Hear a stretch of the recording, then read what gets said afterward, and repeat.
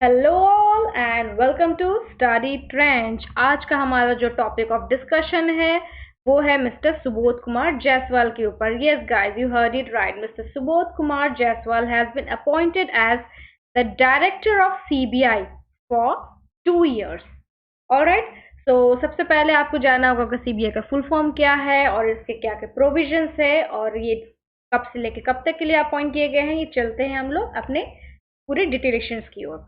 तो गाइस, सबसे पहले तो आपको जो एग्जाम के लिए याद रखना है वो ये रखना है कि मिस्टर सुबोध कुमार जायसवाल का नाम याद रखना है और इनसे रिलेटेड जो हमारा हमारा जो ऑफिस है, यहाँ कह सकते हैं जो ऑर्गेनाइजेशन है, वो है सीबीआई। सीबीआई का सबसे पहले फुल फॉर्म देख लेते हैं। इट्स फुल फॉर्म में सेंट्रल ब्यूरो ऑफ इन्वेस्टिगेशन और इसी डिपार्टमेंट के हेड बने हैं मिस्टर सुबोध कुमार जायसवाल।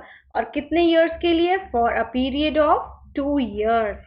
तो ये था आपका बेसिक हाइलाइटिंग पॉइंट्स। अब चलते हैं कुछ डेप्थ में। सबसे पहले तो मिस्टर सुबोध कुमार जायसवाल के बैकग्राउंड के बारे में हम लोग डिस्कस करते हैं। तो गाइज, आपको ये बता दें कि 1985 बैच के आईपीएस ऑफिसर हैं और इस पोस्ट में आने से पहले ये सीआईएसएफ के हेड भी रह चुके हैं। उसके अलावा ये महाराष्ट्र पुलिस के भी हेड रह चुके हैं। ठीक है, तो अब हम लोग देखते हैं कि इनको अपॉइंट किस तरह से किया गया, इनका प्रोसीजर क्या था। सबसे पहले तो बता दें कि इनको अपॉइंट करने की कमिटी बिठाई गई थी। इसको कहते हैं 3 member कमिटी। ओके, और इसके जो हेड होते हैं वो होते हैं प्राइम मिनिस्टर और at present our prime minister is mister Narendra Modi. और राइट, इसके अलावा जो इसमें मेंबर होंगे वो है चीफ जस्टिस ऑफ इंडिया और लोकसभा के जो अपोजिशन पार्टी के मेंबर होंगे वो। और ये तीनों मिलके जो है सीबीआई का चीफ अपॉइंट करेंगे या कह सकते हैं डायरेक्टर अपॉइंट करेंगे। सबसे पहले तो आपको ये जानना है कि ये 3 member पार्टी है और इस 3 member का जो हेड होता है वो होता है हमारा पीएम। ओके, और इस पीएम के बाद कौन होंगे? सीजीआई और प्लस लोकसभा के ऑपोजिशन पार्टी के मेंबर।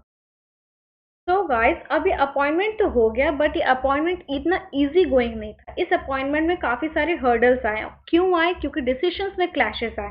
और क्लैशेस किन के बीच में आए? वो जो 3 members थे इस कमिटी के, firstly mister chief justice of India और सेकेंडली लोकसभा के जो लीडर ऑफ ऑपोजिशन पार्टी के मेंबर हैं, यानी कि जो ऑपोजिशन पार्टी है वो है कांग्रेस और उसके जो मेंबर हैं मिस्टर अधीर रंजन चौधरी। और lastly but not the final, its prime minister who is the head of the committee. तो इन तीनों के डिसीजंस में जो क्लैशेस है उसकी वजह से इसमें काफी सारा हर्डल्स आया। तो सबसे पहले देखते हैं क्लैशेस क्या है।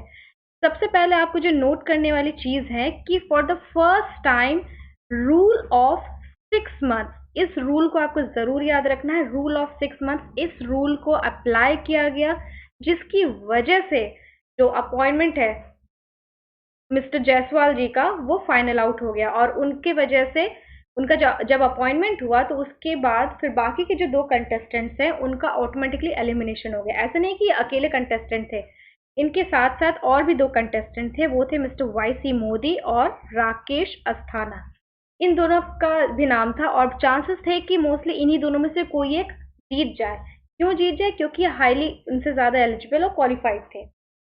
ओके, बट इनको क्यों लिस्ट से हटा दिया गया, यही एक शॉकिंग न्यूज था।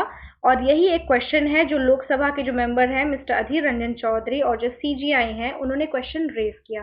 एक्चुअली मुद्दा ये है, रूल ऑफ 6 months क्या होता है कि सुप्रीम कोर्ट ने एक लॉ पास किया था जिसके बाद कहा गया था कि जिस किसी का भी अगर किसी एक पोस्ट के लिए अपॉइंटमेंट हो रहा है और उसके रिटायरमेंट अगर 6 months बचा उसके रिटायरमेंट होने में, तो उसको वो अपॉइंटमेंट चाहो तो दे सको, चाहो तो ना दे सको, किसी और को भी आप प्रेफर कर सकते हो। ये था सीन हमारा रूल ऑफ 6 months का। तो इसी के बेसिस पे वाई सी मोदी और राकेश अस्थाना का रिटायरमेंट में अराउंड 6 months का टाइम था। इस वजह से इनको डिसेलेक्ट करके मिस्टर जायसवाल जी को सेलेक्ट कर लिया गया for tenure of two years. Okay, और ये मिस्टर अधीर रंजन चौधरी ने यही कॉन्ट्राडिक्टरी जो है अपना, उन्होंने अपना डिसेंट यानी कि उन्होंने अपनी नामंजूरी दी और ये क्वेश्चन किया इस पूरे एंटायर सिलेक्शन प्रोसेस को और कहा कि इस प्रोसेस में गलती है। क्योंकि हम लोग 6 मंथ्स का जो ये रूल है इसको इम्प्लीमेंट करके इसकी बेसिस पे मिस्टर वाई.सी. मोदी और राकेश अस्थाना को एलिमिनेट कर दिए, जो कि होना नहीं चाहिए था। क्योंकि अपॉइंटमेंट का जब किसी एडमिनिस्ट्रेटिव पोस्ट में किसी पर्सन का अपॉइंटमेंट होता है तो हमें उनका रिटायरमेंट टाइम को मद्देनजर रखते हुए, ना देखते हुए, उनके हमें मेरिट के बेसिस पे अपॉइंट करना चाहिए। तो यही एक मुद्दा था। और दूसरी चीज़ जो है, इस पूरे के पूरे जो अपॉइंटमेंट प्रोसीजर को जो देख रेख करता है वो है department of personal and training. यही पूरा देख रेख किया था। इस डिपार्टमेंट को भी आपको याद रखना है। और इस पूरी सिलेक्शन के प्रोसेस को जो कांग्रेस लीडर है मिस्टर अधीर रंजन, उन्होंने इस पूरे के पूरे सिस्टम को उन्होंने डिफेंड किया, उन्होंने नामंजूरी की है। तो यही पूरा का पूरा सिस्टम था। इसी वजह से इसमें काफ़ी ज़्यादा प्रॉब्लम हुआ है। तो सबसे ज़्यादा इंपॉर्टेंट चीज़ जो है, आपको रूल ऑफ 6 मंथ, ये आपको याद रखना होगा। और ये सुप्रीम कोर्ट का जजमेंट था।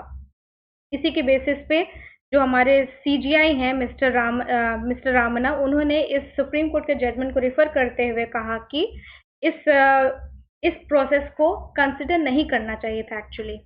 ठीक है, तो ये था पूरा मुद्दा। आगे के वीडियोस के लिए अगर आपको कनेक्टेड रहना है, then guys you have to stay connected with this. Please stay tuned for my next videos, and if you like the video, then please do subscribe, like, share, and also comment. Till then, bye bye and take care.